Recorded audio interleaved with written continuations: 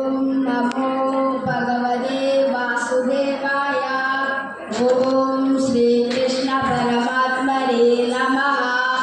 पंचदशोऽध्यायः पुरुषोत्तमयोगः। श्री भगवानुवाच ऊर्ध्वमूलमधःशाखम् अश्वत्थं प्राहुरव्ययम् छन्दांसि यस्य पर्णानि यस्तं वेद स वेदविद् अधश्चोर्ध्वं प्रसृतास्तस्य शाखाः गुणप्रवर्धा विषयप्रबालाः अधश्च मूलान्यनुसन्दधानि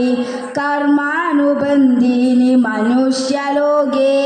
न रूपमस्येह तदोपलभ्यते नान्दो न चादिर्न च सम्प्रतिष्ठा अश्वत्थमेनं सुविरूढमूलम् असङ्गशास्त्रेण दृढेन चित्वा ततः पदं तत्परिमार्गितव्यं यस्मिन् गता न निवर्तन्ति भूयः तमेव चाद्यं पुरुषं प्रवृत्ते यतः प्रवृत्ते प्रसृता पुराणी निर्माणमोघाः जिगसङ्गदोषाः अध्यात्मनित्या विनिवृत्तकामाः द्वन्द्वैर्विमुक्ता सुखदुःखसक्नैः गच्छन्त्यमूढा पदमव्ययं तद् न तद्भासयते सूर्यः न शशाङ्को न पावकः यद्गत्वा न निवर्तन्ते तद्धर्म परमं मम ममैवांशो जीवलोके जीवभूतः सनातनः मनश्चाष्टानीन्द्रियाणि प्रकृतिस्थानि कर्षति शरीरं यदवाप्नोति यच्चाप्रोत्कामधीश्वरः गृहे त्वैतानि संयाति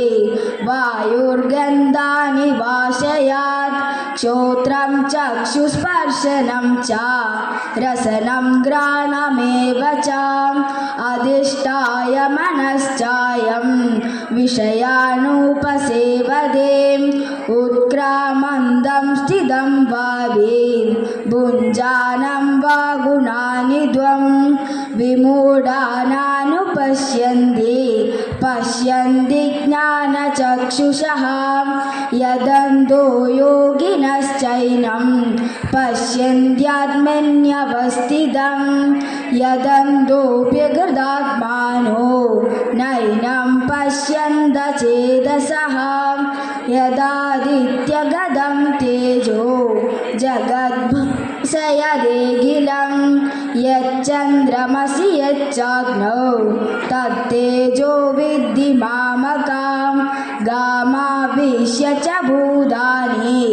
धारयाम्यहोजसः पुष्णामि चौषधी सर्वा सोमो भूत्वा रसात्मकः अहं वैश्वानरो भूत्वा प्राणिनां देहमाश्रितः प्राणापानसमायुक्ता पचाम्यन्नं चतुर्विधं सर्वस्य चाहं हृदि सन्निविष्टः मत्तस्मृतिज्ञानमबोहनं च